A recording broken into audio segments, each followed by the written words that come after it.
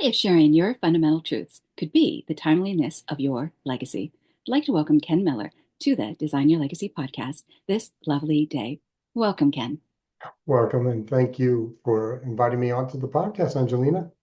It is my pleasure, and I will just hold up your book for a moment. You were gracious enough to be able to send it over. I did read it, and I think we're going to have a very deep conversation about the content of the book, but also you're going to share your story, and I think it's going to set some people free and um, do a lot of great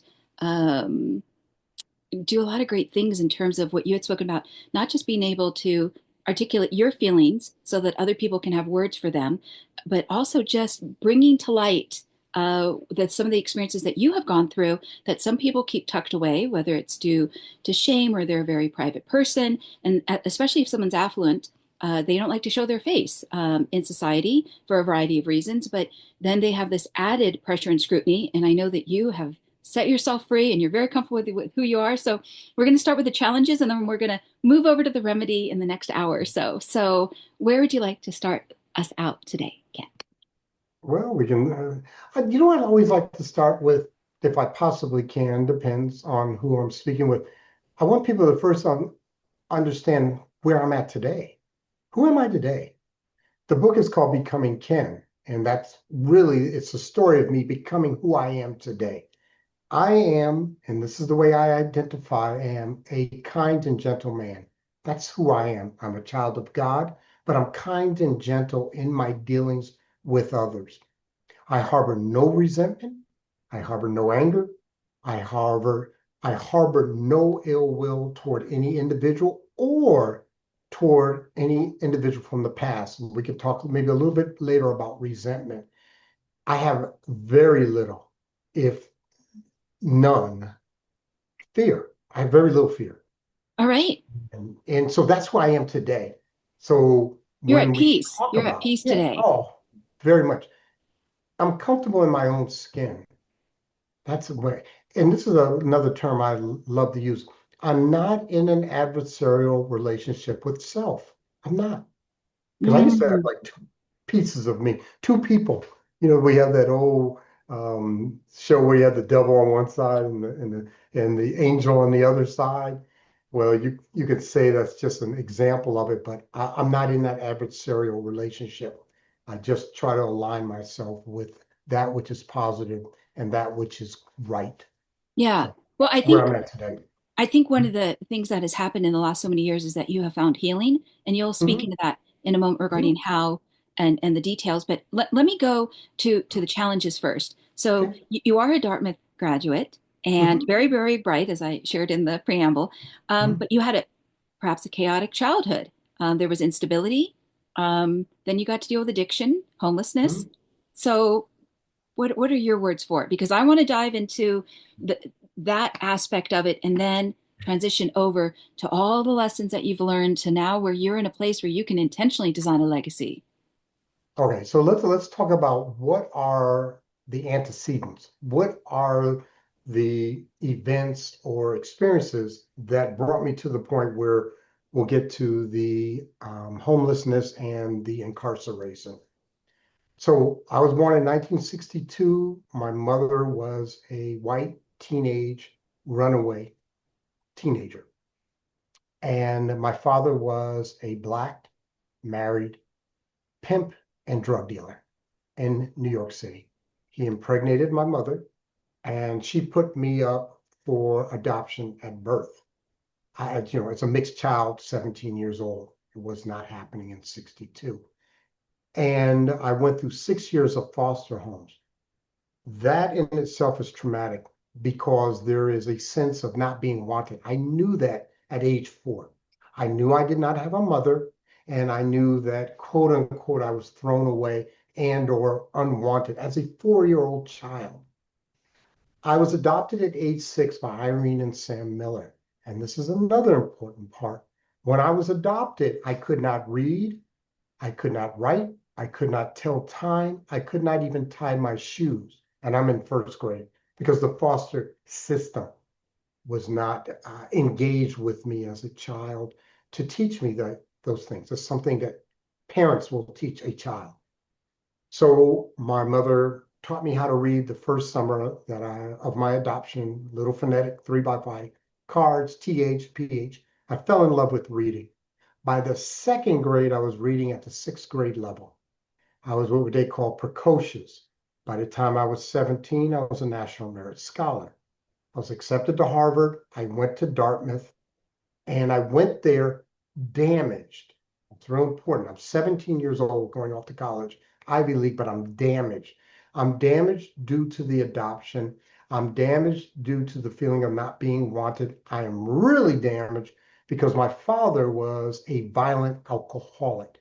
He Yeah, so was, let me interrupt you yeah, for a no moment if I problem, could be. no Okay. problem. So what I found so interesting is that your foster mother, is that what I should call her? Yes, yeah, Yeah, you can call she my loved mother. you. She Oh, loved you so deeply through thick and thin. mhm, And even the mhm. story of her investing in you as a 6-year-old or 7-year-old, etc., to have that vertical learning curve. Because, like I shared with you in the preamble, you have a bright mind and an amazing vocabulary. Okay. Yeah, she did. It was, you know what, the term we use is unconditional love. Okay. And what that means is no matter what state, whether I'm homeless, whether I'm a full-blown drug addict, whether I'm incarcerated for years, my mother still loved me. I thought she And was your that's angel. good. Was she what? I thought she was your angel. She was. Okay, She, keep going. Keep going. yeah, she was my angel. Okay. You know, Okay. and let me put it this way, without her, I don't even want to think. First of all, I probably wouldn't be here. And in fact, what do you mean? I probably would. I know I wouldn't be here because part of one of the stories I have is that there was a point where I was going to commit suicide. I was going to jump off the Spokane Falls Bridge in Spokane, Washington, if she did not take my call. I call her with the last collect call or whatever it may be from the payphone. She says, Kenneth, I already know something is wrong. I have a treatment center for you. I didn't even get a chance to really say anything. I just Hmm. wanted her to answer the phone call. I didn't know she had already, did some things that were going to keep me alive so that I can be on this call today. And that was 20, 30 years ago. Hmm. So yeah, she was an angel, but she was just a manifestation of all that is good in this world. And to this day is one of the finest people. And we say that a lot about our moms, but she really is. And I've talked to a lot of other people. My mom has passed away since, but I've talked to a lot of other people who have known her, and she said, Your mother was one of the nicest ladies ever, So ever. one of the things that I was Yeah. curious about, and we do have a list of Mhm. questions that we're going to Yeah. move through. Yeah, but one of the things I wondered about is for so before age 5, that's like the age of Mhm. when one is imprinted, and then about age 7 is the age of reasoning. And I Mhm. wondered if you had felt hopeless by age 7. I know you used the word damaged. I wondered because by age 7, one can know the difference between life and death, right and wrong. I just wondered if you felt like there was no hope and there was no choice but to survive, or if things shifted at age 6 because of this new foster home. Well, they shifted. Okay. The only thing that I wanted at age 6, because it's a legal proceeding to be adopted in the state of New York, and it's done Hmm. at the state level. All I wanted was someone to call mother. That's all I wanted. I didn't care about a father, dad, or anything. I just wanted someone to call mother. Because that nurturing. I, I don't know, as a 4-year-old, 5-year-old, 6-year-old, this is what you want. And Okay. that's what I wanted. Okay. And she could have been an ogre, and I still would have done the adoption because there were already signs that my father was going to be difficult. Yeah. Okay. So what's interesting is in foster care, I've been told it either can go one way or the other. it it doesn't.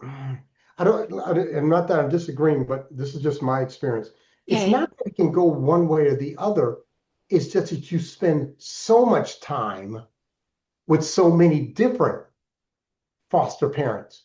Okay. So I had a lot of them. I can remember some. I have stories about certain ones. The first story in the book, one of the earliest stories I sometimes speak from the stage, is that we were in Long Island, New York, me and who I thought was my brother, Jacob. We're same age. And I remember we went into the split level home, and there was the foster, it was a foster, but the adoption woman. She drove a like a 65 Mustang.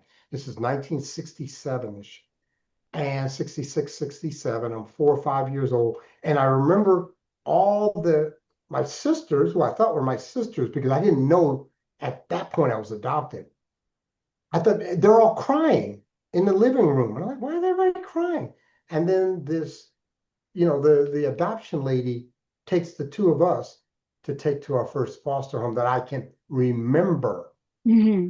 And I just remember everybody being so sad. And I was like, wow. And then you do that 10, 15 times. It creates, a sense of not belonging. Because I understood. I didn't know it was called adoption or foster system or foster child. But I realized that I did not have a mom. I did not have someone I can call mother. Okay. I just had these women and men, and, I mean, it's always a couple. At least all the ones I remember were couples, white, black, but all couples. Hmm. And they would get paid to take the foster kids in, foster Hmm. children. Yeah, it's like a point of connection, like whether it's called roots, but I think it's more so it's connection. Like instead of being like a floating helium balloon, it was where do I get to connect compared to shifting? Because I think in terms of stability, children need stability. Yes, yes.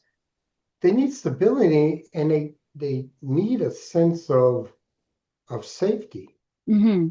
And I didn't have that early on because of some of the violence. But I didn't understand it. I just didn't understand it. Why is this gentleman so angry at me? What did I do? I'm Yeah. 67. So, but again, that's going more into my father. But this is another important part. Another one of my issues of like trauma or adverse effect was I thought I had a brother named Jacob. I thought that was my brother because we went together all Yeah, these I fall. remember. I remember in the chapters, Yeah. yes, early on. And Jacob was special needs. I didn't know that at the time. But he flunked kindergarten. I remember that. I go to first grade. He's still like in kindergarten. I'm like, that's a little weird. He was your buddy. He was my brother. But when it came time to make a choice between having a mother or staying with who I thought was my brother, I abandoned him and left him. And there was a sense of abandonment. To this day, I've been trying to find him for 40, 50 years. I've been trying to find him and I can't. He's gone. Hmm. I think one And of the one things day I that will. Yeah, I think one of the things you're pointing to is the number of tough decisions that you had to make that were like you had said, like above your pay grade, because when you're a child, you didn't understand why was your foster father so angry. And probably today you know that that's misdirected anger, but like you had said and I think you kind of spoke about this in the book, but as a child, he was like a giant to you. So Yeah. I think he was a veteran and he had some Mhm. PTSD probably, and then alcohol did not help him. And so he had you there holding like a gigantic chainsaw and you're like 8 years old or whatever, and you're like terrified out of your mind. And I just thought, okay, well, that was your male role model. And that's like introduction, welcome here. And so how could you forget? You'd have to almost process his stuff before you could even get home to find yourself again, which, like you had said, is a kind, peaceful man who's gentle. It's Yeah. not one to give chainsaws to little children. Right. Right. And the thing is, again, you don't understand. I just didn't understand because I wanted to be his friend. I literally wanted a father. You wanted him to We would, like you. yeah, Yeah. I did. And Yeah. so I would do different things. There's a story in the book. When I pick up my second felony, I call him because he's a convicted felon because he I know. I shot. remember that in the book. Yeah. And I was like, yes, I did it, Dad. We're cool now. I'm going to prison too. And he's like, that did not resonate with him positively whatsoever. Well, he thought you had And wasted your life, which is very interesting because his demons were his demons. yeah, yeah. Yeah, and he didn't like himself. So if you come along and you're like, "Hey, let's be friends," he already hates himself enough. I mean, he's drowning and numbing out and Self-pity. escaping whatever it is that was his thing, Hmm. his Yeah. memories. Yeah. Yeah. One of the things that I wanted to bring up because obviously your story is unique, but like you had shared, you speak on stages because Mhm. there's also a universality to your experiences to let other Mhm. people know that they're not alone. So I had done some research, as I had shared with you in the preamble before today's conversation, and when a child is abused, and it doesn't matter if it's physical or sexual, sometimes the mind can split. And what ends up happening is they move away from that experience, almost like they're looking at a movie in order to survive that trauma or the years of trauma. So I almost wondered, as one of the questions that's not on the list, is did you ever like pull back or lean out and then think to yourself, it's just like a movie with, and I think your step or foster dad's name was Sam. So was it just Mhm. like a movie? Was it in the moment and then years later you could process it, but did you have to just like detach and disassociate? You could say that. A big part of mine again was trying to understand. So when you talked about it, there was displacement. So what I did is I took all that anger that I had toward my father and I manifested it in bad behavior in school as in elementary school. And I And wondered if you were I, self-sabotaging. nah, that came later. That came later. Okay. It's like I don't even think you can articulate, at least I don't, at least in Or maybe my, you just had to get the energy out of your body. I had to get the anger out. Yeah. Yeah. So I ended up going to a psychiatrist. I don't know if it's in the book or not, but I went to a psychiatrist. I had such bad behavior, and but academically I'm doing phenomenal. But Like you such have a bright bad mind. behavior that they took me to a psychiatrist. Now you can understand this is not common in 1970, 72.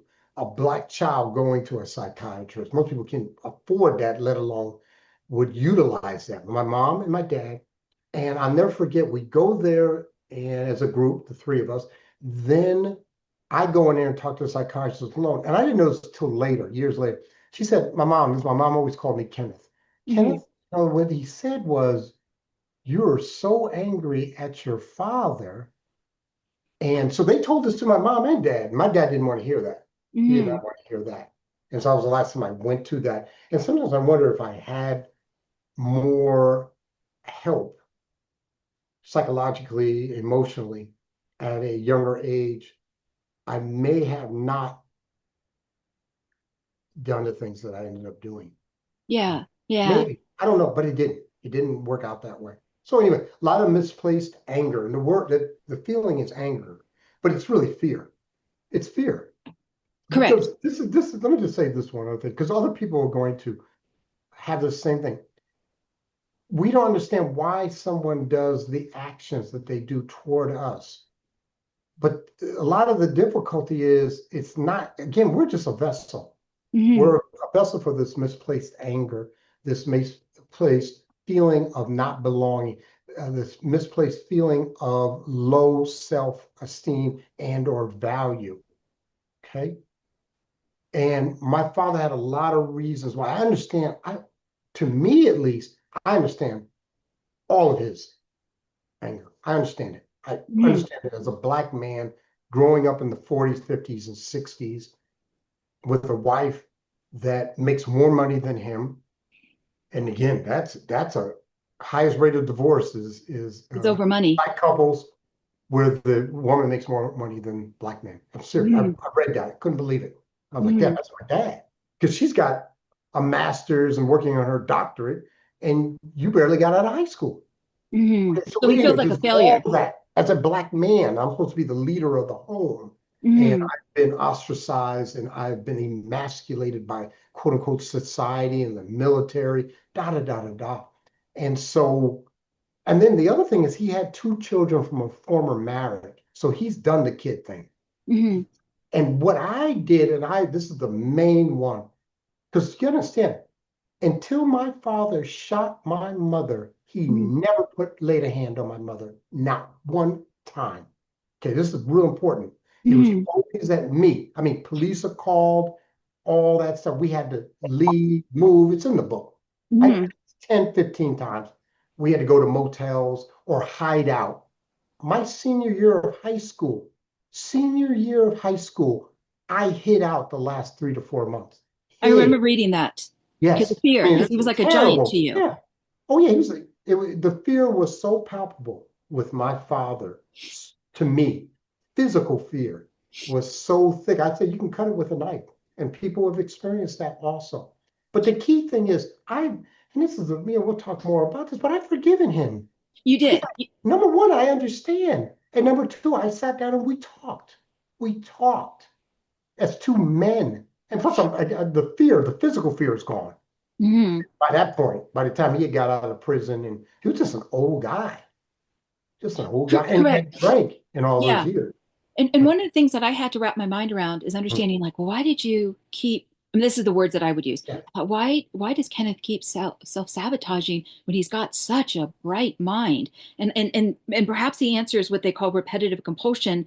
You know, your stepdad Sam was the man in your life, and that was who you identified with, even if that's not what you wanted to identify with regarding his negative behavior. And you had no place to go as a child. You know, it's you had nothing. You know, children, it's sometimes they are the most abused. And so, like you had said, you hit out, and then it trails you to college because it's not like you can just wipe it clean, in blank slate Oh, technology or something. yeah. I was really damaged in God. So I went to Dartmouth. Fantastic school. Hmm. Fantastic school. And but what happened is I started drinking to belong. And people said, why did you start drinking? Because that's what you do in college. You drink. Drink, Yeah. everybody. So it's not like I was unusual. The last thing I want to do is become an alcoholic. But I got an example for, 10 years of my dad. Last Hmm. thing I want to do. But within a month and a half of my first drink, I'm a full-blown alcoholic. And very simple, what that means is I cannot control with any certainty the amount that I drink.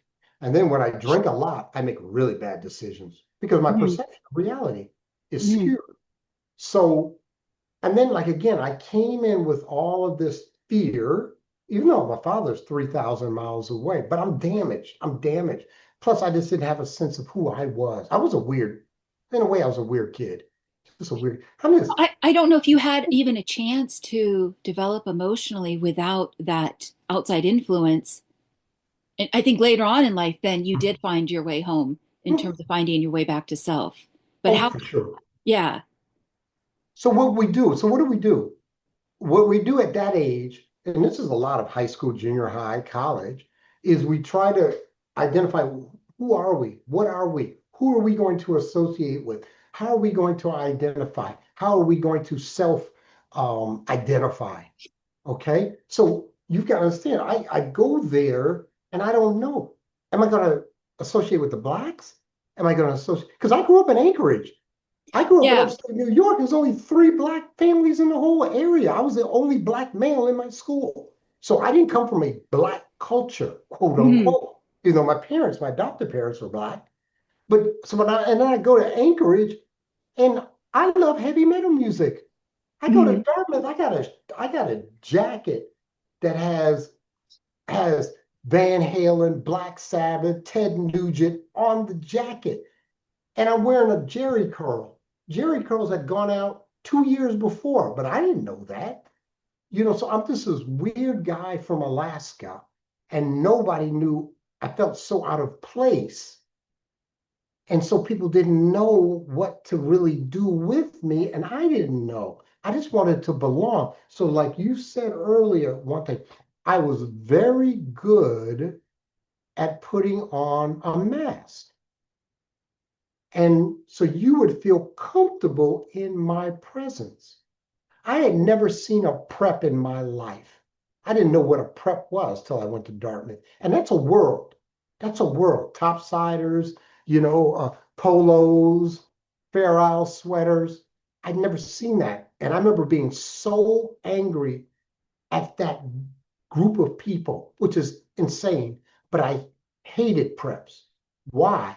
Because they looked like they had it all together.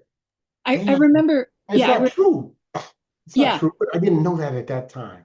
yeah. I just want to interrupt for a moment, and then I want to No be very problem. sensitive Yeah. to you being able to tell your story, and so No, I have no, to no, zip no, it, no, and I no, have to no. remember to zip it. Okay, but I remember you talking about that in the chapter in the book, like the way that they dressed, and then there was this class system. And again, I thought later on in the book you identified with more so the black culture, but yet you grew up in a white neighborhood in Alaska, etc. And so I thought, well, Kamala Harris identifies with the black culture, so it's kind of like that middle of the road, and which is very interesting also that you that's also an experience that you have to work through. Like when they talk about Barack Obama, like he went to Harvard, and Mhm. he knows, he also has a very good vocabulary, whether or not you like his politics or not.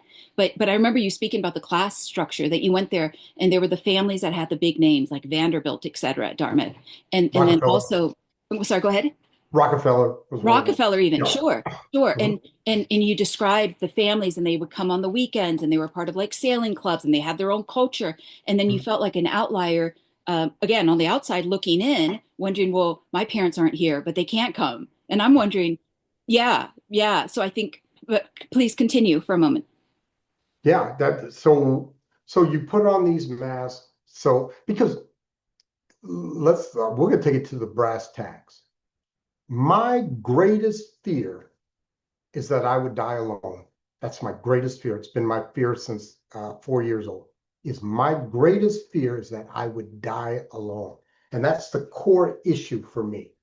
Okay, probably is till this day, but it's not a great fear anymore. I understand that so much more. So to not die alone, I need for people to like me. So a couple things that does that are inimical to your well-being. Number one, it makes it real difficult to say no. Because if I say no, they may not like me. Okay. This group of people. Number two, you have to spend a lot of time and energy playing the role. Is the role that I'm a white prep in the fraternity, or is the role that I'm cool and down on the streets? Where am I at? Or that I'm good on the basketball court hanging out with the guys. Okay. Hmm. What role? But now I gotta put that mask on. And Hmm. then because you're running around, you're always afraid that somebody's gonna see through the mask, the Yeah. visage. Mhm. And I do want to add that in college, most other students are not going to be mature enough. If you were to say, "Hi, these are my bag of experiences," they're not going to be able to look back at you and say, "Well, we understand," because they're not even developed that much, or they're not going to be as developed emotionally because they're just finding their way. But yeah, I thought that that piece about, if you go back to the foster care system and felt like, you didn't belong there, and now you're going to want to belong to something. And then, like you said, how much do you compromise? And then to then walk into bear traps, and you didn't even know the bear traps of the world yet, even though you've come out the other side, which is a miracle. Yeah. You're constantly if you're constantly saying to yourself, if they find out, and what are the repercussions if they find out? They're going to ostracize me. They're going to remove me from the group. I will be alone again. Yeah. And Yeah. I'm sorry to interrupt you. I just want to say, No, no but problem. if they find out that you're not perfect, because I felt like in your writing this book, you're Mhm. willing to stand alone and say, I'm not perfect. And I thought that was the bravest part. Yeah. Well, yeah, we use a term and I don't so one of the things I hate are cliches because I think they're an excuse for lazy thinking. And when I do my mentoring with men, I always talk about don't use a cliche. Think about it and define it, or give me your truth. And so, one of the key things that I've always want is to because there's a saying that I was thinking about when we were talking, and I'm like, no, I'm not going to use that saying because it's too common, it's too trite. Okay. And again, one of the key components of we're literally in this college age is that there's so many things that we're trying to come to grips with, in that environment. This happens that's one of the reasons I love, and I would continue to love to talk to college age students because I've been there and I understand the dynamics of trying to understand your role in the present and also the role or direction or path that you want to take as you leave college and go into what we call the quote unquote the working or adult world. And so there was so many struggles. And then, without getting maybe too much into it, but you also have the struggle with sexuality. And for me, I had to struggle with that because I had some situations or incidents, which are I believe in the book, that had me questioning my sexuality. And plus, I'm 17 and it wasn't cool to be in college and be a virgin. I was a virgin. And I was like, and I knew that. And some people knew that, and I'm like, oh my God, it's like embarrassing. This Well, is good I looking think you had black your, guy. yeah, I think you had your foster mother to speak to. Yeah, Yeah, but I don't think you were going to be talking with her about that no, though. no, Yeah. no, but my mom was so cool. She did do this one time because I would come back, I wouldn't have any girlfriends. I wouldn't, I didn't have these girlfriends and I wasn't dating or anything like that. I was just so messed up when I would come home for the summers. And she said to me one day, she said, Kenneth, you're not going to find me. And I'm like, what? She said, Kenneth, you're not going to find me. And she was right. I'm looking for my mom. I'm looking for someone that danced on Broadway, was in two movies, dated Harry Belafonte, has working on a PhD, poet laureate, all these things, super talented, sang, had a record album, played guitar, wrote poetry. I mean, we're talking about beautiful, kind, gentle. And I'm looking for someone like her. But not my mom, but I'm looking for someone. You're not gonna find me. And I was like, why? And it's not of ego. She was saying that. She was like, Ken, go out there and, and date and be with someone, be happy with someone, but don't keep your standards so high Hmm. or try to find me. Hmm. It took my mom 50 years to get all these things, and I'm looking for somebody 19 with all these qualities and or accoutrements of success. Yeah. Well, I'm glad she voiced that because every person has their own fingerprints, their own DNA, and if you set that bar so high, you would miss that opportunity to just be 18 or just be 19 because she was, by that age of her, she's going to master those different areas because she's got TI time in to get to know herself, to fall down 13 times, get herself back up again, become refined, all those things. Let me bring up a couple of other real touchy subjects because again, No problem. I want it to shed some light, like you had said, honesty sets other people free, and also Oh, to take away the power of the secret because people mhm. carry some things around. You also talked about not just like identity crisis, self-worth issues, societal marginalization, survivor's guilt, internal pressure, perhaps the fight for redemption, re-entry, reconnection. Would you like to speak about any of those other things? Let's talk about guilt. That's always Please. good. I like to talk about guilt and then also talk about the power of secrets. Okay. Guilt. My greatest guilt was right after my mom got shot Okay. because I could have took the gun. I could have took the gun 2 days before. Hmm. I went over there with my brother, my half brother, who's older, great guy named Mike. And we go over there. My father is drunk on the couch, Hmm. and we see the gun, and we're going to take the gun. And he Hmm. said, "No, I just need it. It's not loaded. I just use it to scare off potential burglars." And so we said, "Okay." 2 days later, he went to my mom's job, shot her, and while he's shooting her, he told her he was going to shoot me. He's going to come to Hmm. my job and shoot me, and hit her 5 times. And God And protected you again. He didn't shoot you. yeah, but let's go back to the guilt part. Okay. I am so messed up Well, you're blaming, that you were kicking yourself. yeah, but you gotta let me explain how damaged I am. So my only way to deal with trauma is to not show emotion. That's how I dealt with it. I would internalize it, but I would not show or manifest any emotion.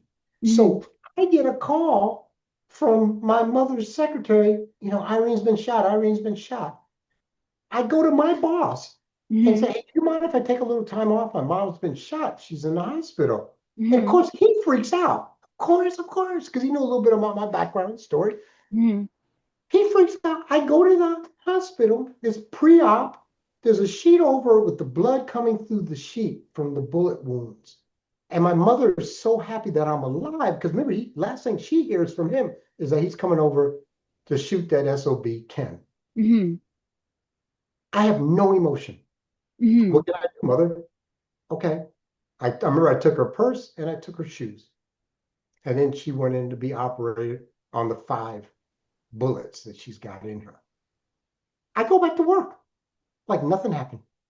That is not the correct way to deal with trauma. It isn't. I should have shared it with others. I should have started planning on what I need to do because years later, I'm in treatment with a family, and my mother said it hurt her tremendously because she thought I didn't care.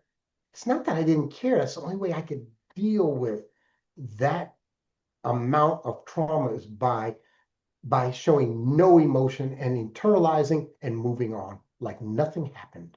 Yeah, they So, say sometimes trauma is that you have like no power or control of that moment. And I could imagine that you felt like, oh yeah, I just lost complete power and control of the situation because someone that you cared about so deeply and loved was such an influence of your life, basically could just get ripped apart that moment. The other thing I wanted to ask mhm, at one point, and you've been in sobriety, so I think I can ask this. I know one of the things you talked about is how numb drugs can make a person, and mhm, I almost wondered if you would speak into how some people think that they are still in control, even if the drugs could be controlling them. But you can speak about that after the guilt piece if you'd like. sure. So, so the guilt part. Hmm. So we go on, and for years I harbored, I should have took the gun. I should have took the gun. It's my fault. It's my fault. It's not the alcohol in my father with 60 years of anger's fault. It's my fault. Hmm. Okay. First of all, there's an ego involved and a hubris involved that I'm God and I'm God and therefore it's my fault because I Hmm. control the environment. I control my father, I control my mom being there, whatever it may be. Hmm. Okay. And I don't. I don't. Okay. And what had to happen is at some point I had to come to grips with who I was at that time and forgive myself and not forgive myself because I didn't take the gun. It wasn't my job to take the gun. What my father did was in place in Yeah. his brain, whatever that morning, 2 minutes before he got in the car, 2 days before, a week before, I don't care. It doesn't matter. But Hmm. that's already in place. Hmm. What I do need to do is forgive myself for what I didn't do. Okay. And I do. I just know, hey, it wasn't on me. It's all right, Ken. I'm And glad you that did you're the making that best you can. distinction. Hmm. Yeah. That you could at that time. So again, what I always look at, what are the triggers, the emotional. So when I talk about recovery, a lot of times when I'm working with guys and talking to them about staying clean and sober, I talk about ETEs, emotional trigger events. Hmm. What Okay. makes a drug is that it changes your perception of reality, whether it's aspirin or methamphetamines or acid. It changes your perception of reality. The reality is, I have a pain in my knee. Hmm. I take a drug, aspirin, and I've changed my perception of the reality of pain in my knee. Okay. A drug. Okay. Hmm. So we've defined for our purposes what a drug is, legal Okay. or illegal. And I tell people, they would say, what's your drug of choice and what are you addicted to? Hmm. Tell people I'm addicted to leaving reality. Ooh, that's the That's treatable what X I'm moment right addicted there. to. I Yeah. just have different ways of traveling. That's all. Yeah. That's all. So for me, I can't do any of them. Because again, anything that takes me out of reality Hmm. and makes me, and this is the truth, it makes me insane. At least you can be honest about that. Yeah, well, why? Because it's truth. What's insanity? What is the definition of insanity? Sure, doing the same thing over and over again and expecting different results. I really liked what you said about escaping reality, and I would also, if I could be so bold, I would also add to that. But if you were to say, "Well, welcome to this reality," would you really want this reality? Because you'd have to work through your stuff, and I also believe then it's not just your stuff. You're having to work through Sam's stuff, who was the foster father. even if that wasn't your stuff. You can say I could work through it. Yeah, yeah. Let's say I did Well, work through it because because in the I had domino, to. Yeah, but well, you can say because I had to. I had to go in here. I talk all the time about walking through doors. yeah. There's a great book called The Memory Chalet. And in that book, or part of that, the way I have made a metaphor of that term is that there is a house that has doors, and you walk down the hall, you go up to the second floor, and with all these doors, and they are doors that have written on there, beaten at age 8, Hmm. written on their sexual impropriety at age 22, Hmm. written on their infidelity, whatever. Yeah. And it's a door. Hmm. We look at the door, and do we have the courage to go into the door, go into the room, but more importantly, turn on the lights Yeah. and observe what is in there? Well, I had to do that for my father. I had to go into his door, or my perception of his door, and look at what was in there. World War II, depression, black man, at lower white collar, or actually physical. He was a service rep for Volkswagen. He did service. He was service manager for Volkswagen, Okay. but it's, Okay. it's manual labor. Okay, and all those things are in his room. Look at them, observe them, and try to get the best understanding as to his why. And because his manifestation of his why predominantly was self-pity. That's what it was. Oh, Some people are angry alcoholics. Some people are self-pitying. Some people are happy alcoholics. I've seen hundreds, not thousands, of drug addicts and alcoholics. And underlying some people are depressed. If there's a core emotion that especially manifests itself under the influence of the drug. mhm. Okay. So, Yeah, thank you. Thank you for sharing that. One of the, and again, sometimes I don't know where to start regarding questions to a guest. And so, I'm writing to you about like, I had wondered if like, if Sam as the foster father had, one vibration as a tuning fork and literally you're like that smaller tuning fork because he's going to have like the electromagnetic force field of like the planet Jupiter. And then here you are as like a young soul easily, imprintable and to influence. And so like you had just said, it's like yeah, I wondered because some of this, this is my own opinion. Some of this is like, yes, it is your journey, but then some of it, I wonder if there's a larger societal piece, like of macro events. Like one of the things I wrote to you about is if every 3 generation there's a war, and then what happens then as it rolls downhill. If one family goes to World War II and then they come home, and then there's not the skills available inside of the home to deal with those emotional issues that present themselves. And then the children have to deal with it if dad's got PTSD. And then how do they continue the pattern or do they have the courage to break the pattern? well, yeah, yeah, And then definitely. you add drugs and alcohol and there's an expression that money, success, as well as failure are amplifiers. And the same thing can be said regarding drugs and alcohol. I look at, and I even wrote to you about this. I look at somebody like Elon Musk, and it's not, drugs and alcohol just don't affect one socioeconomic class. I mean, Elon Musk is said to have gone on stage being on 4 different types of drugs. And so, Okay. yeah. So, I mean, I'm curious if you would walk the listener and the viewer through how did you then begin to find healing, recovery, and the commitment to finding peace? Because it wasn't just like you went to one um, recovery or rehabilitation home and it was like you walked out and you were like, all right, I'm done now. Nope. And You that's went yeah, back in. some people You do got, that. Yeah. what's that? I wasn't that person.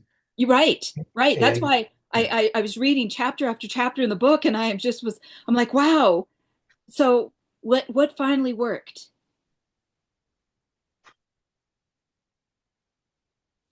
there's a good friend of mine that says, what gets you into the rooms is a well-whooped butt, but he uses a different term. Um, I finally on September 22nd, 2004. So let's just catch up real quick. I'm gonna do a real quick version. So I go to college, I get out of college, and my graduation present is my first treatment center. I go to treatment, I stay sober for 2 or 3 years. And you got to understand something. When I clean up, I look good, I talk good, I act well, Hmm. okay? And I'm competent and capable. So I started working corporate. Back in 1985, I'm making $50,000 a year, which is great, for a 23-year-old in 1984. And I got it all going. And so I have this, but I'm still damaged. But I don't know I'm damaged. Okay. Okay. But I am. And deal with the shooting. And that didn't make me drink or drug. But one day I'm on vacation in Hawaii, and this gentleman says, "Hey, you want a blue Hawaiian? Come up and get you a blue Hawaiian." And I said, "Well, maybe I'm not an alcoholic." Because what I thought is if I put everything in place, if Hmm. I wear the Hickey Freeman suits, if I have the corporate job, if I got the Allen Edmonds wingtip shoes on, I'm not an alcoholic. Because what I'm thinking is if I get all my ducks in a row, I won't have the problems of being an alcoholic. But again, because I have the inability to control how much, I drink to excess. I drink volume. I drink a great volume. Then that alcohol or drug allows me to look at the world differently, and I'll make decisions based on the alcoholic mind. Hmm. And I make bad decisions. I mean, bad.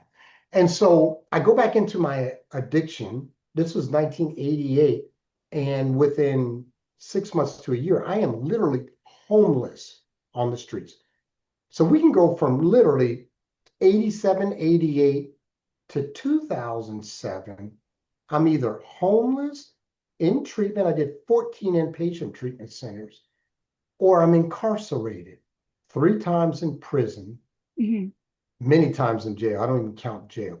So that's the story of that 20-year period is it's the streets and the penitentiary. Finally, on September 22nd, I'm going to commit suicide. I've tried it before, but I'm going to probably be successful this time. But I said, I'll give one more call to my mother, asking her for help. I'm not allowed in my mother's home because I burglarized my mother's home. I stole from my mother. Okay, one of the most shame-based things that I could have ever done and did. But she took my call and she said, "Kenneth, I will get you a one-way ticket to Seattle. I'm in Reno, Nevada, so I can go back into the Seattle Gospel Mission free drug program one more time, number 14." And I said, okay. And I remember going out there to sell a $10 rock of crack cocaine. So I had money for the bus. That's the only reason I did it. I'm not a drug dealer. I'm a Hmm. drug addict.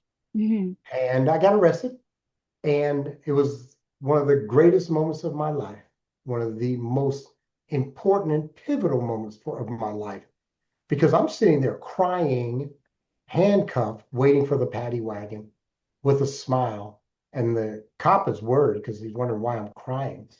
And I said, because I'm going to live, because I'm going to live. Hmm. I can do prison. I've been there twice before. I can't do me on the streets. You guys are going to provide room and board for free. All I got to do is give an exchange of my time, which was going to be the next 3 years. Hmm. And in return, I have an opportunity to make some changes. Hmm. And then I made a decision about a month and a half into jail before going to the penitentiary that I was going to do something different. And so, we're talking on the road of recovery. So, what did you do different? I walked into Northern Nevada Correctional Center for the third time. And I said to myself, if I am the same person coming out, and I will get out one day, as I am going in, I will have the same results. So I don't sometimes wonder that is from God. I don't know where that amount of sanity came from. Because Hmm. I'm still coming off the drugs and the streets, and I'm hanging out with people I know from the streets and the jail. Can I And so interrupt you? Can I go ahead. interrupt you for a moment? Yeah, Yeah, of I just course. wanted to say that I think that you have the capability to change the world with your knowledge because your story, um, is so parallel to many people like Hmm. you know, if somebody thinks they can get away with something, whether it's cocaine or alcohol or whatever it is. I've never used drugs, so Hmm. I can't necessarily relate. But having said that, all of us know that we leave it all here. It's not like, you know, it's very humbling, like what you had said. You're on that street, and if you had decided to continue and execute that suicide, yeah, I think that that was, but I also think, as I shared with you in the preamble, that you're brilliant. You've got outstanding vocabulary and special knowledge. Like I really think you've got a God gift, and God, time and again, because you stood around murderers. Like I think there was a chapter of Oh yeah. you being like in Oakland around like speedballs, and even in, I think it was Mississippi, and realizing Mhm. that you were outside of your landscape and your baseline of, in terms of comfort, you were the outsider then. But and I want you to continue in a moment, but Yeah. I think that God shined a light on you, but you also wised up eventually. I mean, because in that 20-year window, I mean, you had modeling opportunities. You could have been on the Oprah Winfrey Show. I think you had worked as a salesperson for Xerox and a Hmm. number of other Fortune 100 and 500 companies. Hmm. And I kept wondering, how does he keep getting hired if he's got a felony record? But people just, I mean, they opened doors for you. There were so many pastors that tossed you keys to empty apartments, 1 or 2 bedroom apartments, and they're like, "We trust you, Ken." I mean, God just kept opening door after door after door. I mean, I don't know if you felt that same way during those 20 years. Yes. So you understand, again, I present well. And not only that, I use my intelligence to minimize the harm of my behavior. How lucky you are. Not everyone has that God gift or that gift. Right. Well, this was a street gift. Yeah, believe me, from on the streets, this is something people sometimes misunderstand. The streets and the penitentiary are two of the realest places in the world, Hmm. especially the penitentiary. Okay. And I Okay. can talk to that.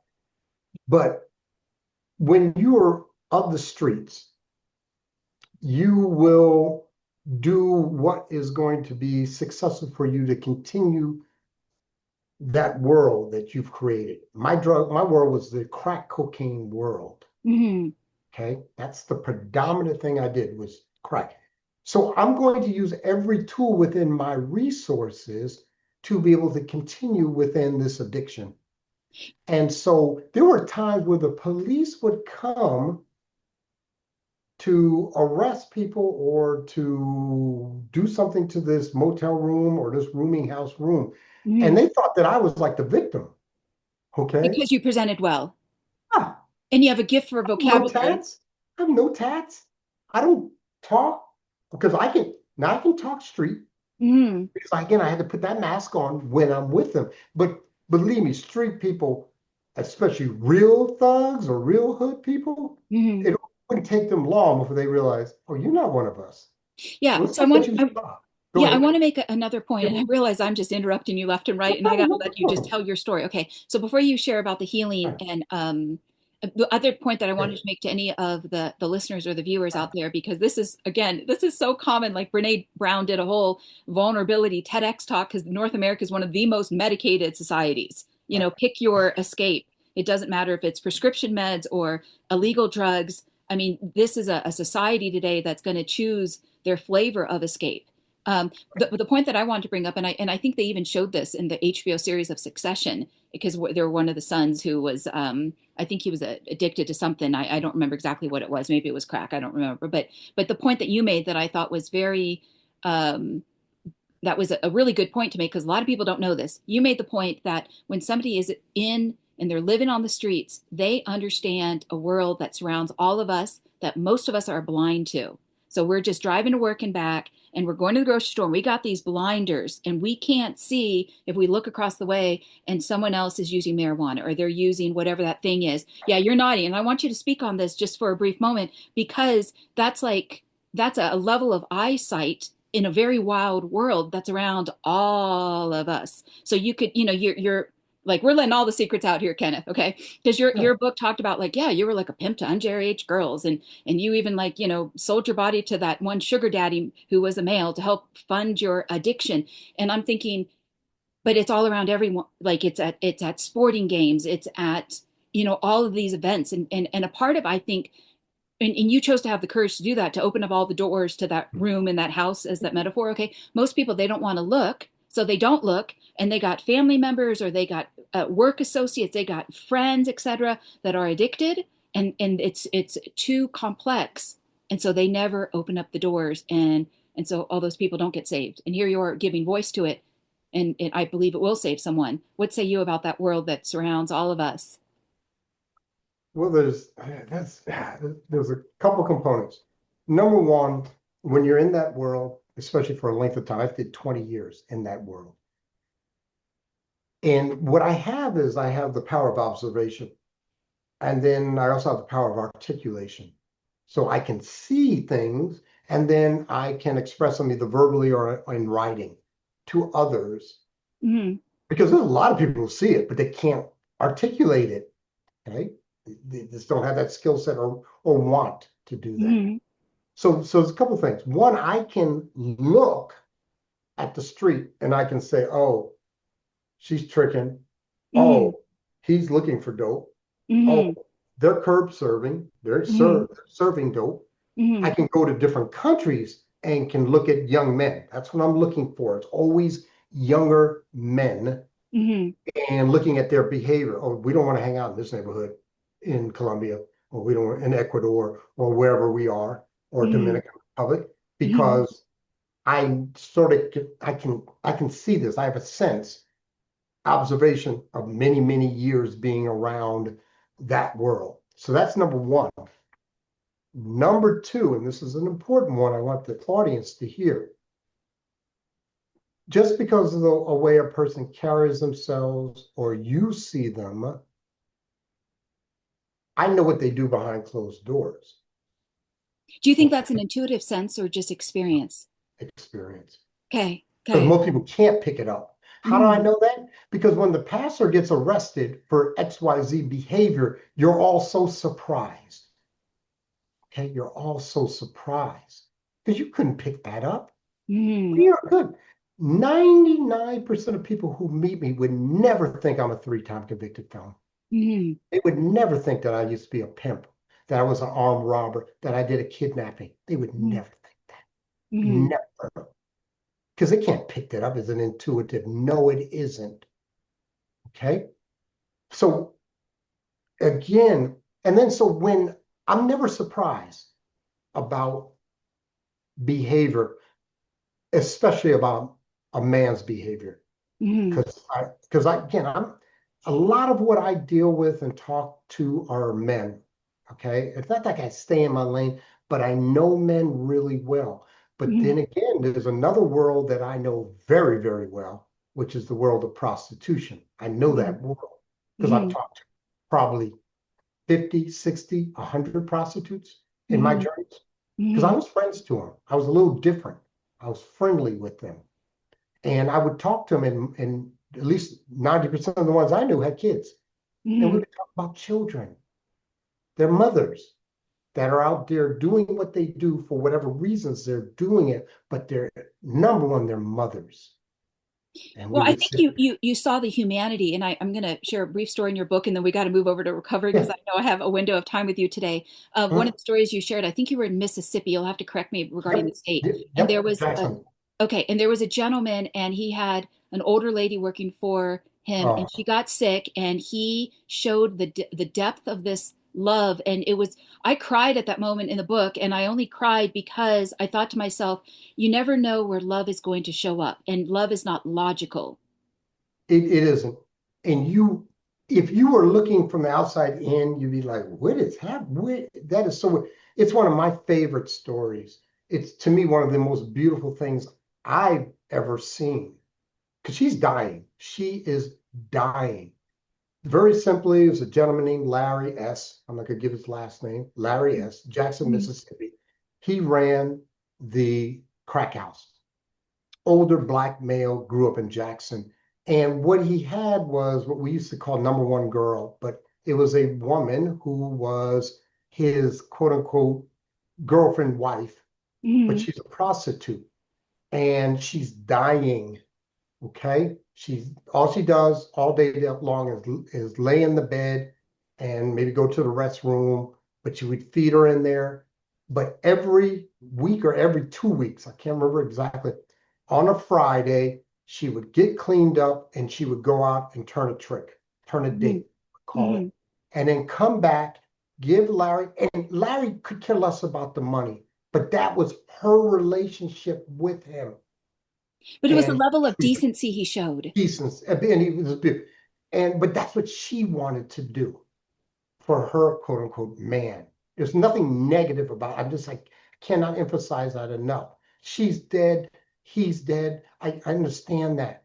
But I would also look at him because he would usually be sitting up in the bed. She's just lying next to him. Hmm.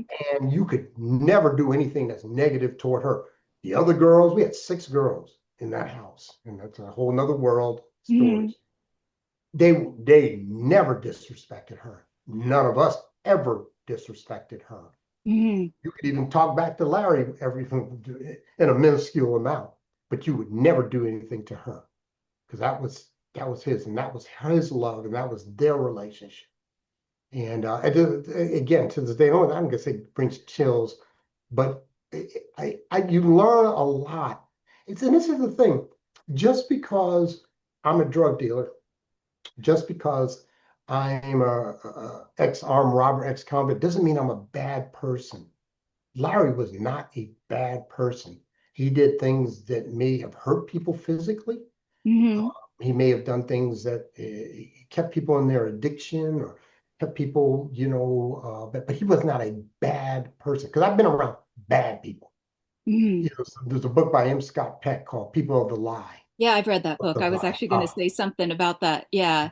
Yeah. Anyway, Yeah, there's bad people. yeah, what you're saying is sometimes we think the villain is going to be wearing a trench coat, and it's Yeah. not that. A person who walks with the devil can be a member of the PTA, which is a parents association for anyone who is outside the United States. Okay, Mhm. so yeah, absolutely. I think Mhm. what your book spoke to is the nuances, and a lot of times, if somebody doesn't walk in that world, they have judgments, and Yep, so I think very it's so much. great that you're shining a light on this book or shining a light through this book because people they don't know and just like they feel like they've got to have good manners, they might not ask even if they got judgments in their mind because they don't know and then they fear. Yeah.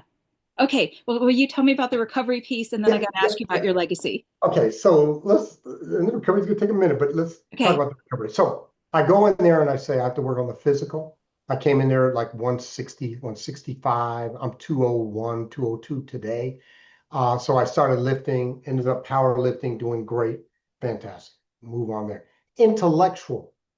Literally the brain atrophies, quote unquote, from misuse or no use. There was no cognitive thought. You're talking about I have a good vocabulary. I had a very limited vocabulary on the streets. Okay. Hmm. There's some words I used a lot, which I'm not going to use on this, but there was some words I used a lot. But I didn't use the word atrophy. Okay. I didn't use anhedonia. I did just What's the word on the street now? I'm curious. I'll give you one because I'm going to talk about it probably. So on the streets, and there are people who can identify this. So in the communities, there are certain words that if you are to use them in relationship to me, I have a script I have to play out. I have a script. Okay, all right, fine. Okay. Okay. So I'll give you one example. Punk. You cannot call someone in prison a punk or on the streets a punk because it means something. There's a hidden meaning behind it. In the penitentiary, it means you're going to buy me commissary, you're going to provide sexual favors, or you're going to clean my cell because I just called you a punk and you didn't do anything about it. Code So words. All righty, keep going. code, yeah, yeah, code words. There's another one that starts with a B, Okay. and then for a black man, there's another one that starts with an N. Okay. So you call me those 3 words, automatic. I will fight you. I don't warn. I don't give you heed. I will automatically fight. I had to deal with that. That's one aspect. So remember, we're talking about words. So intellectually, I'm like, I need to start using my brain again. And so I started reading. And it's in the book, but I ended up reading one year, I ended up 100 books. I read Okay. one, that was down. I've read over 1,000 since 2004 because I write down every single book I read. Okay. Okay. So intellectually, I started, and then plus I was teaching. That was my job. I worked in the library or in the teaching area. Then there's two other aspects, emotional and spiritual. For me, really the big one, at least in the beginning, was the emotional. Because one of the key components is I had a secret. And the secret caused me a lot of angst and pain because I was so afraid if people found out about the secret. Was a secret that you just wanted to belong? No, no, no. Oh, The okay. secret was the secret was being a male prostitute on the Oh, street, okay. turning tricks as a man, as a Mm-hmm. black man Mm-hmm. who comes across as hetero, because I am actually, but Mm-hmm. I'm doing this to pay for my addiction. And you pay for your addiction. A lot of people don't understand what really prostitution is, because a lot of prostitution is not for money, it's for drugs. Mm-hmm. Okay. So you're trading something for drugs and or a place to stay and or a place to what we call post up or just feel get out of the mix. Okay. So you're making a trade. Mm-hmm. And so I did that for years. I did it for years. And but people will look at you a certain way on the streets because I want to come across as either just a plain old drug addict or as a drug dealer, Mm-hmm. okay? Criminal. But I didn't want people to know because they'll treat you differently, and I did not want to be treated. Now, a lot of the women knew because we would talk, and plus they knew because sometimes they would get me a date, and sometimes, a lot of times I would get them dates because I also used to pimp the underage girls. But that was my secret. And especially in the penitentiary, I didn't want anybody knowing that. And every once in a while, I'd see one or two guys that might know me, not that they were a date, but they knew me from the streets and they knew certain things I did on the streets. But they were cool. I never had a problem. But anyway, so I had this secret. So I went to counseling because I needed to talk about it because I never even talked about it. Okay. And I went there and I sat down with the lady. I'll never forget asking her, I said, how many people do you work with? And she's not supposed to tell me she's a civilian. And she thought about it and she said, two out of 1,100 men. She's the counselor, and only two men are going there to change. Mm-hmm. So, but I did. And so what I did is I first opened the door to that room, prostitution, and I went in there and I started observing and trying to get an understanding of why I did. Not the why is not as important. What I did, how I felt about what I did, Mm-hmm. you know. And then also I had to deal with a situation where I was taken advantage of sexually by another man. That's almost really opened this door. It may or may not be in the book. I can't remember. And I had to deal with that. God, Mm-hmm. I know what it is to feel dirty. I know what it is to feel dirty. That there's not a shower long enough to clean you from that situation. I know what that is. I truly know what that is. And so again, I can articulate that feeling. And a lot of, I hate to say it, but a lot of women have felt that. Okay. But I felt it as a man. And to feel weak, to feel not Mm-hmm. in control, to feel afraid. If I don't do this, this, or this, physically, I will be Mm-hmm. hurt. So I sat down with the counselor. We worked that out. So what I did is I started with one person. Then I learned over time to express it to a small group of people. And then over time, I can express it to a larger group. And now I can sit in front of 5,000 people. I'm on podcasts. I talk about it. I'm not shame based. I'm not Well, I shame think based. you're free, and I think that's why one of the things that we had talked about in the preamble Right, is taking away the power of the secret. And I right. think what you're talking about, like what is that sense of dirtiness. I think I had a podcast guest on, Tina Irwin, and she's a retired U.S. Naval commander that understands how to do remote viewing, and she calls it the black sootiness. So, like one of the uh, questions I had sent over to you is about how sometimes with drugs and alcohol, there it's like inviting 60 ghosts in, but the 60 ghosts Mhm. represent black sootiness. And I did end up emailing you the two Mhm. individuals that I think it's Dr. Bruce Watson and another name. I don't have it in front of me right now, but I think that's what you're referring to. It's like the black sootiness of of someone else putting their fog on you. It's not your fog. They put it, and then you end up having to be that person that's brave enough to open up every door in that house. Like you had said, we got the door of the this and the door of the that, and you just got to be so brave. And I think that's why when you do speak about these topics, people go, "Oh my gosh, I can exhale now." And then I want you to go into recovery. But I remember I used to date this guy, and he was just so handsome. He looked like Christopher Reeves, Clark Kent, Superman, Mhm. and he had a basketball coach that had violated him, and it Mhm. just, whoo, it messed him up for life. I mean, I think he holds down a job, but you talk about that secret that eats away at someone else, looking over their shoulder. Does someone else know that that happened to me? It's like that cover up, that mask. Remember, we got to go back to the fundamental core issue. Okay. I'm going to die alone. If you know this, you won't like me. You Oh, won't rejection, associate with me. Yeah, rejection. it will be rejection. This is what I'm playing out. I'm playing out what I believe. But then I found that that wasn't true. People applaud me for being honest. I put it in a book, Mm-hmm. national, Mm-hmm. okay? I go on stage. The people who love me. I have friends who I have had for 30, 40 years. They didn't know. I Mm-hmm. want them to know because then they may not like me. They won't be my friend. And they love me. Bro, Okay. I read your book, man. Awesome. I didn't know that. I said, yeah, 'cause I kept it a secret. Don't you understand that? He said, man, I love you even more now. You've always been one of my buds for 30, 40 years. Well, they don't have to pretend in front of you anymore. Well, they didn't know. They literally did not know. I don't have to pretend, Yeah. okay, that I Yeah. have this issue or this thing was bothering me.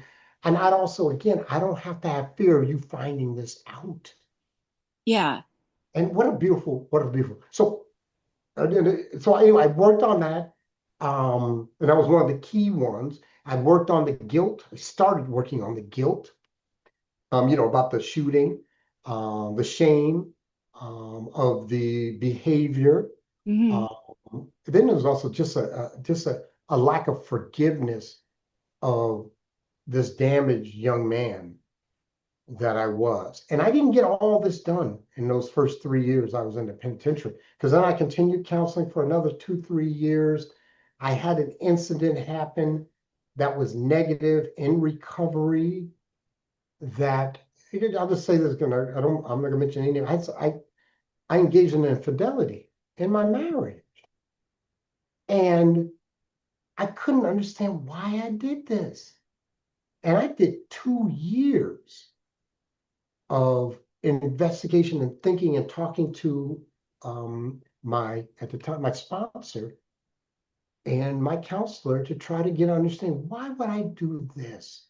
And it came back down to inability to say no because somebody made me an offer and I took that person up on the offer. That's number one. And number two, I just never want to feel alone. I'm Never so want to. appreciative that you're honest about that. And I know you got Mhm. to talk about the road to the recovery because again, I have a window of time with you Sure. today. But there was a chapter in the book where there was some type of psychologist. I don't remember if you were in the South or where you were, and he accused you of having situational ethics, and he Oh, pushed your buttons, and you wanted to say back to him, oh, brother, if you only knew what I have gone through to even be judged for having situational ethics, whether it was the identity of being biracial or the identity of having to put up with Sam or just having to compromise so often because either you wanted to belong, you didn't want to be alone, you didn't want to be rejected. But I remember yeah, that guy really pushed your buttons. He got in your face and you didn't like it one iota. yeah, he was a psychiatrist. Okay. So I went to a place called COPAC, which is a treatment center for just people in the medical field. And the only reason I was there was because my mother was in the medical field. And so she got me in there, and it's a very high end, there's a whole circuit of high end treatment centers. So they're all doctors, orthopedic surgeons, nurses, and psychiatrists. And then there's me, only black guy from Nevada. And this is in Mississippi. This I got to Mississippi. Anyway, we're walking. I still remember it to this day. We're walking, and he said to me, "You know, your problem is," and I'm like, looking like, "What is he talking about?" He said, "You have situational ethics."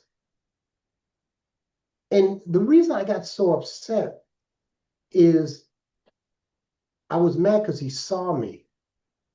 He saw me. He saw truth. It was true. And I'm trying to hide that I'm slick. Okay. But he got me. And I don't want you to get me. Okay. And I'm telling you, if I could have fought him, I'd have fought him. You know, gotten away with it. I wouldn't hurt him. And to this day, I always remember that. I hope he's doing well. I truly do. Because remember, I've forgiven everybody. But first of all, there's nothing for him to be forgiven for. He's a trained psychiatrist, MD, and he observed something that he either heard or said. Because what I talk about a lot in recovery is integrity. Is what comes out of my mouth, is that in alignment with my ethical core values? And today they are. People know me. They trust me. They know if I say I'm going to do it, I'm going to do it. And they trust me because they've heard me espouse truth. And as far as I know, nobody has come back to me and say, hey, that wasn't true, at least in the last 10 to 15 years that I know of. Okay. So yes, that was a very interesting experience, and it still resonates with me. It really does. So tell me about your the how long have you been in terms of sobriety, and Yeah. what finally made it stick? And then I've got to ask you about your legacy. So I've been clean. I'm coming up on 21 years. Okay. September 23rd, 2004. That was my first full day of being clean and sober. And it doesn't mean I haven't taken any drugs. I mean, I've had 2 operations. So Okay. what I do is I tell my doctor that I am a drug addict, and then I allow a third party to control the pain pills. And then I try to get off them as quick as possible. I think worse, I was on maybe 2 days. I had, Hmm. I had a jaw operation, and then I had my Achilles tendon snap. And that was something. So yeah, a couple days, and then throw them away. Throw them away. I don't need them. Throw them away. Okay. I don't play in that area. I don't play, in the barbershop. Okay, what do you say? So yeah, I'm coming up on 21 years. And then let me just say this also, because I was talking to someone earlier, I think it was yesterday, and I say this to them. They're like, what are you working on now? And I'm like, I'm not working on anything. It's all right to be well. It's all right to be well. And I am well. I am well. I do life well. I'm competent to life. I have high self-esteem, and I treat others. So instead of me spending all my time working on Ken and looking for something to work on Ken, I work with others. That's what I do with my time. I work with others. I listen. I support them emotionally. I mentor. I coach. That's what I do. And if I have an issue, usually what I'll do is I'll grab a pint of Haagen-Dazs ice cream and I'll take my butt to bed and eat my ice cream, and then in the morning it's gone. Yeah. Well, that's better. Yeah, absolutely. I Good. love it. I might use the phrase of that you're emotionally no, that you're spiritually balanced today. Very much so. And we didn't Yeah. talk a lot about spiritual, and sometimes I do, sometimes I don't. But What I just say feel this, spiritually balanced? oh yes. Okay. So what I this is like and this is just my opinion. This has been again, this is what works for me. And Hmm. then I have results that say that this is working for society and my outside environment. What works for me is I had to identify what is God's will, Hmm. what is God and what is God's will. Hmm. And then what I wanted to do was a lot of people think that my will and God's will are an antithesis of each other. If Hmm. it's your will, it's of ego and hubris. No, what I want to do is have a congruence between my will and God's will. And I would say 98, 99% of the time it is.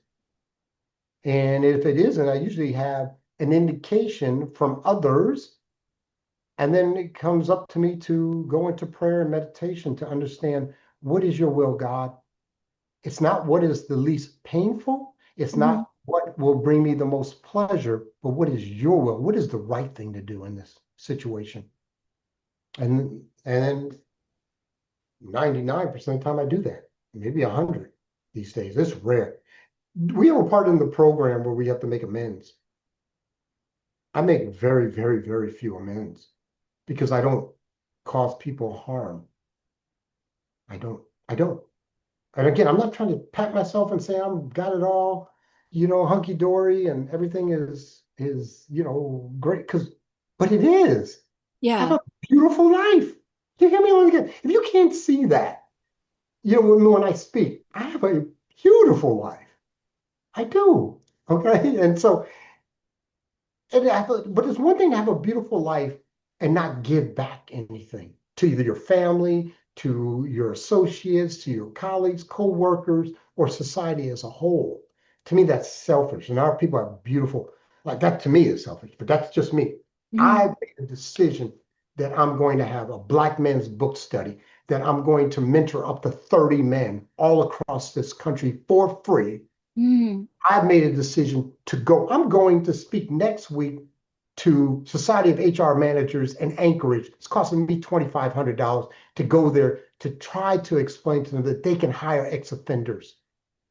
Well, good That's on you because America has the highest population regarding incarceration, and it just shocks me compared to like Sweden or Israel. And I'm thinking, what a money-making business. And those individuals, when they come out, yeah, I wonder, unless someone is an actor. I mean, one of the things I was thinking about when I was reading your book was about Robert Downey Jr. When he was growing up, his dad used drugs. So instead of them like playing baseball, it was like he used drugs with his dad. And I'm like, wow, what a bonding moment. And yet he's done very well for himself as an actor. Um, yeah, yeah. So then in terms of what worked, it's God. God worked. for sure. 100, Okay. 100. But you, please hear this. You can have God in Hmm. your life. See, first of all, I believe I've always had God. Okay. Okay. But if I don't listen, and then have the courage, fortitude to do the actions that he has indicated. And sometimes it comes from internal. And then I have people I trust who have my best interest at heart as a Hmm. human being, as a God-fearing human being, that I listen to. A man of many counselors is a wise man, Proverbs. Okay. Hmm. And I have good counselors. Okay. And so that's the hard part for a lot of first it's hard for people to be able to quickly try to understand what is the right thing to do. One of the things I talk about all the time with the guys is gap control. What is gap control? Gap control is an experience that comes in through your senses that you either react or act. And how do we get away from the react? Remember I talked about those scripts? You say Hmm. certain words, I got a script. If you spit on me, I got a script. Yeah. Okay. I'm sure it's not How a merciful, gracious script. we talked about it. I actually think you could spit on me today. I'm serious. And I won't do physical harm to you. I Hmm. won't attempt physical harm. That's a Hmm. tough one. Hasn't happened in 40 years because it did happen to me. But anyway, the key thing is how quickly can you go into God consciousness and ask, what is the right thing to do? And I'm talking about with a capital R.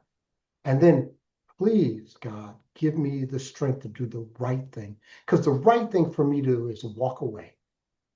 The right thing, a lot of times, the right thing is inaction. Because Correct. the Turn the right other thing is cheek. reaction. Yeah. So, anyway, I spend a good portion of my time giving back and trying to do for others. That 100%. That's why I wrote the book. Well, that So I was can one help of the people questions. more. Why does sharing your story matter? And maybe the answer is giving back.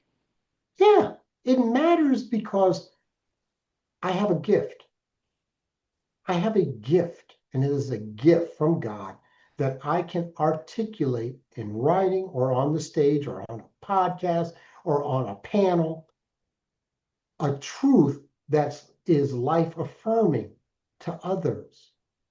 I can keep this all to myself. I didn't have to tell everybody my secrets or whatever. But first of all, it doesn't harm me anymore. So I'm cool with that. You're free. Okay. I'm free. Yeah. Yeah. Yes, I'm very, very free. So anyway, that's why I wrote the book. And that's why I come on podcasts. That's why I share, because I am blessed to be able to do that. I want to tell you just a quick funny one. There are times where I will go into my bedroom, I will lie on the bed, and I'll just start kicking my legs like a kid because I'm so overjoyed in gratitude of who I am today and the life that I have. I have a beautiful wife, I have grandchildren, I have success. I, this was not in the cards for me 20 years ago. Okay. And so I just kick my legs. I just kick it like a little kid because there is a child in me that I allow him to come out and enjoy, this gift that I've been given. I have a finite amount of time on this earth. So if you want to, talk about legacy, we can go there because I've thought about legacy for 10, 15 years. What is my legacy? Yeah. Thank you for saying that. I was going to say, I was going to show you've lived quite a life and you've come out the other side. Mhm. Yeah. Mhm. And you've written about it and you've had the courage to write, to be transparent, to reveal that you are not perfect. And even if you have to stand alone that moment, like you said, the audiences and the readers love you for it. Yeah. Yeah. They, sometimes I don't know if they love me, and I don't really. Not it's not that I don't. Let me just say this. Got to think about this. I don't care if you love me. I want you to love the message because I want that message to be life affirming. Hmm. I want this to be something positive that you can take away from this talk, this speech, this discussion that will maybe allow you at some point in your journey to go into those rooms, that Hmm. will allow you to forgive yourself and forgive others, that will allow you to give out because now you're whole. Hmm. That is what I want you to love, is the message. And the message is that you too can overcome. You can come back from the setback. Yeah. You too are a child of God. That's the Yeah. message. And I think that's beautiful. And I also was thinking about there's something about you were afraid to be alone and you didn't want to feel any pain, whether that was like you didn't belong, for instance, or that the illusion that you didn't belong, okay? And I was thinking about people who cut, like Angelina Jolie used to cut herself. And again, it's that so the psychological pain is gone. And it's the same thing people do with stealing or gambling. They can feel more control when they abuse something, whether that's themselves or others. But what I find so interesting is I think when you share that story and someone is in a similar or has been in a similar place, then all of a sudden they get to be less alone. Yeah, you're not alone. You're not unique. And I have it, I believe I have it in the book. I used to cut. I have cuts right here. I Oh, have see, my I know. burn. Okay. I Okay. burned myself with 6 cigarettes, one at a time, just burned myself. I also got infected. That's a whole nother story. But yeah, I used Okay. to cut. I used to take a ice pick and just jab it into my hand. Okay. So yeah, and again, and there's a lot underneath that. That was college. That was college. And again, it's like I wanted to feel pain. I wanted to feel truth. I wanted to feel reality because my whole world is a facade. It's not even Hmm. real. Hmm. And I would say, this is real. And also, I hate to say it, many of us do them. They're called tester cuts. We're testing. We're testing how much pressure I need to do with a razor blade to, if I want to go on the other side of my wrist, what is it going to take? Yeah. What's it going to feel? I'm not there anymore. I haven't even really talked about that or even thought about that in a while. But just a small component of that journey, and that was especially in college. Well, I think because you just did, you set someone else free regarding, Yay! taking away the power of the secret, especially when they Yeah, feel so alone. Okay, since this is a okay, legacy podcast, what does this word sure. legacy mean to you? And in 1 to 2 sentences, what would you like your holistic legacy to be? So what legacy means to me, I've been talking about this for a long time. We call it the dash of life. That's my Okay. legacy. Okay. Your tombstone, you'll have a birth date or a birth year and a birth and a death year. And in between is just a little dash. Mm-hmm. What does that dash represent? And what I want that dash to represent is an individual that was broken, then healed, and gave back through action to support and help others. That's what I want. And that's what I do. And gave freely of my time and money.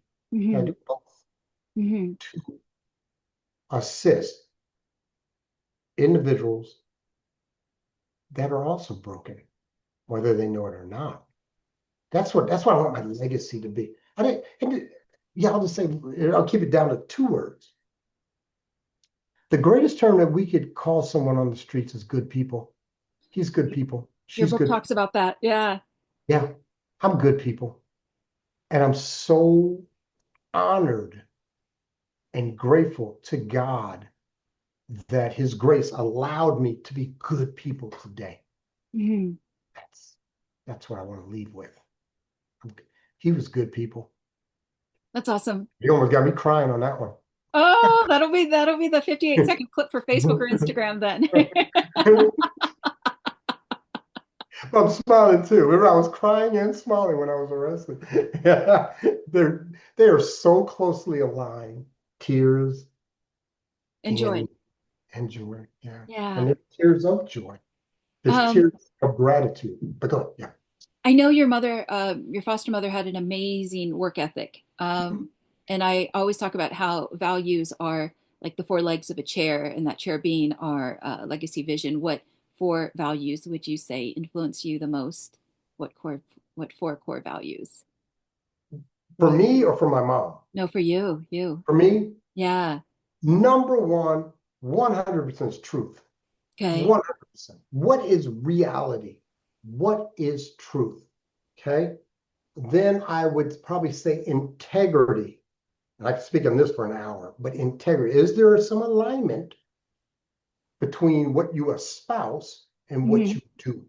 Okay. Hmm. Then I would say, oh yeah, I got this. Then I would say God, okay, spirituality. Hmm. And number four, hands down, love. Hmm. And can you really articulate love, especially that unconditional love, but love? And you say it, how do you manifest it? And what does Hmm. it truly mean? So those are four. Those will work. Okay. So truth, integrity, love, and what was the other one? Oh man, you would do that. Truth, integrity, oh God, or God Okay. of spirituality, and in Okay. love. Yeah. Okay. Okay. Gotta have God Wonderful. in you. Okay. And it was so funny because I was going to put God is love. I was going to put those two together because the other one would be family. Okay. What I'm talking about is wife. What are the biggest myths around healing and personal development, especially as one gets older? The biggest myth is that some are unsolvable. Mm. I don't think any problem is unsolvable. Okay. Okay? That's one myth. Another myth is that you need outside help to do it. Okay. Some do, Okay. not everyone. A lot of times you can get healing from inside. Number three. Well, these are great question. Number three, I would say, is that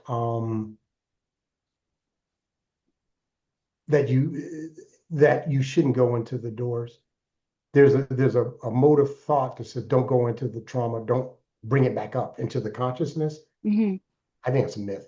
I'm a Okay. big um, but you want to do it in a safe environment. That I can have no problem with, especially if you're working with others. No problem with that. Hmm. You work with a professional. Okay. Okay.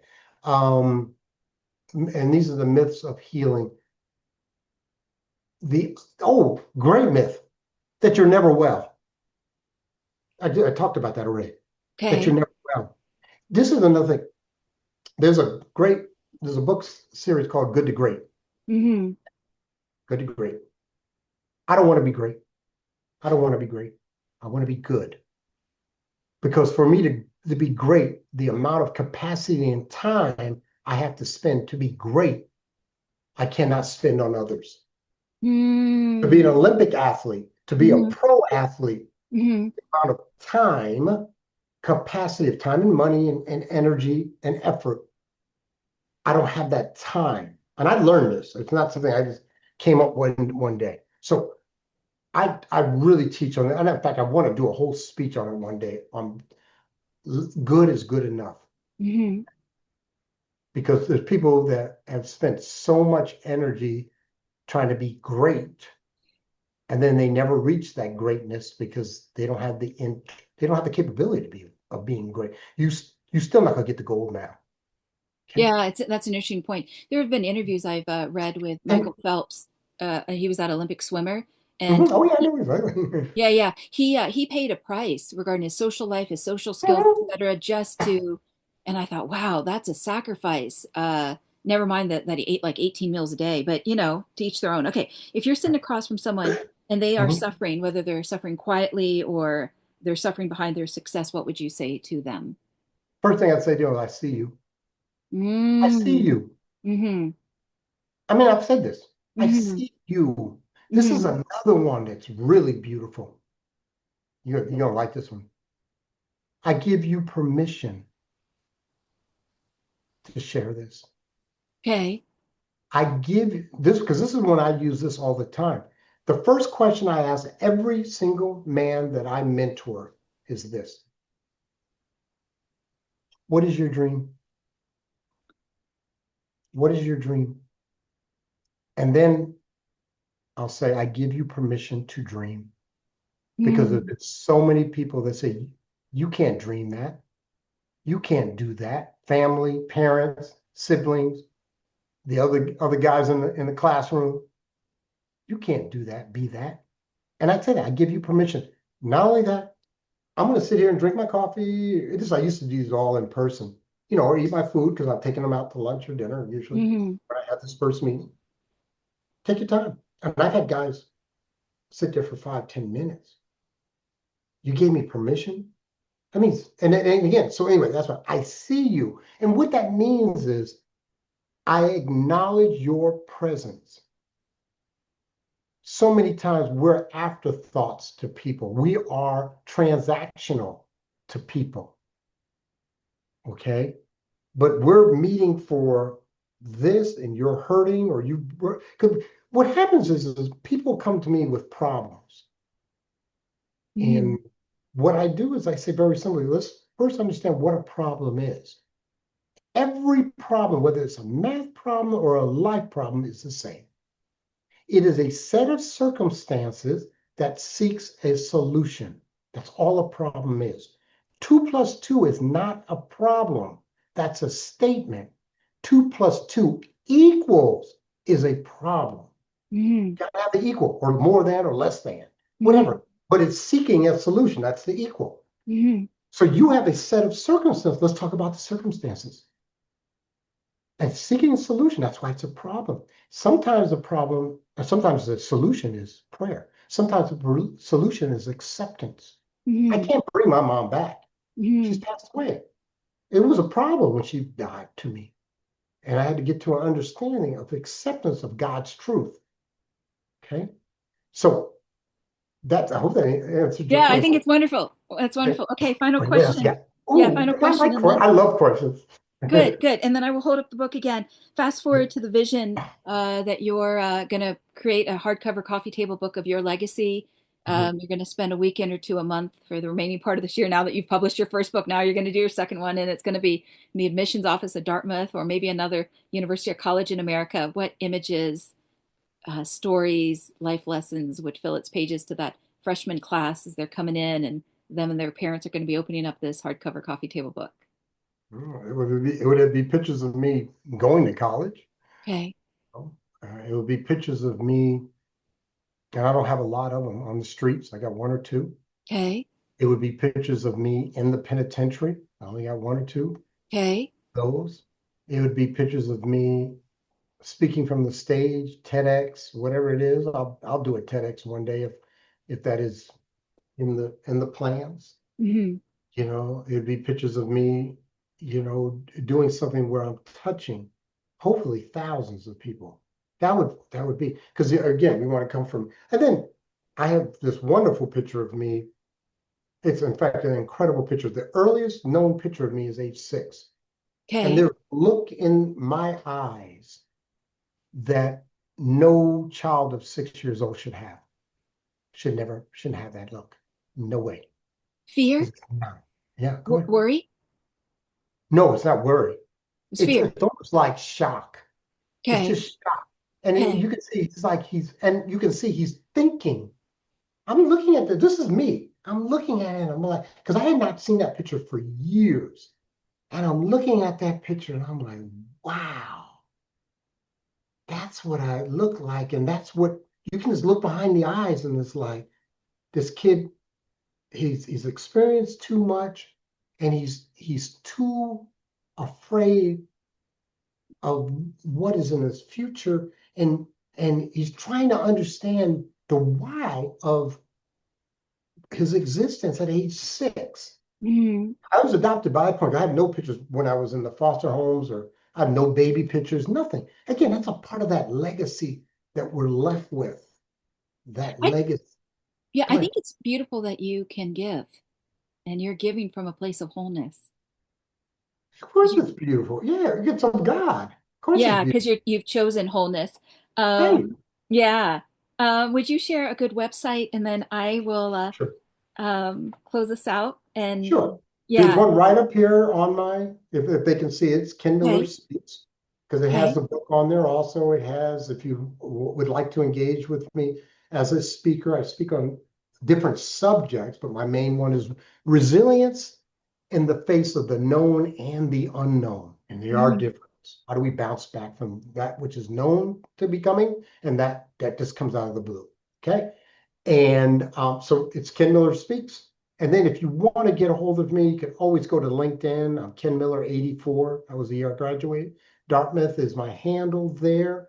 And feel free to, contact me by email at kenmillerspeaks.com. That's wonderful. Thank you. I just want to take a moment to thank you before I read the closing paragraph. One of the things that I felt like, and this is an acknowledgement of you, people talk about when they go to heaven they're going to have judgment day, and I felt like you already like took inventory, you took stock, you got real honest, so even now when you go to judgment day you're going to be like, what's up, God? You I already did had the to, work. you So already know. I mean, I would probably, if yeah, and it's we humanize so much. But if I was standing in front of him, I would say, hey, you know what I've done, and I've done a lot of good also, but I didn't do it. So when I stood up here in front of you now, I would say your will is my will. So do what you will, and we go from there. Literally, that's what I would do. But I would, before you go into your closing paragraph, I want to say this. Thank you. Serious. Thank you. This has been one of the finest opportunities I've had to share. You've asked some incredible questions. I always go by what are the questions? I do a lot of podcasts. I do a lot of sharing from the stage. And you you have a gift. You have a gift in the questions. You are the first, I've done 40 podcasts. You're the first one that's ever read my book and had questions from the book. Okay, I know the book just came out May 19th, but people can go to my website. You can go to my LinkedIn or my YouTube or my Facebook, and you really can learn a lot about me because I don't hide it.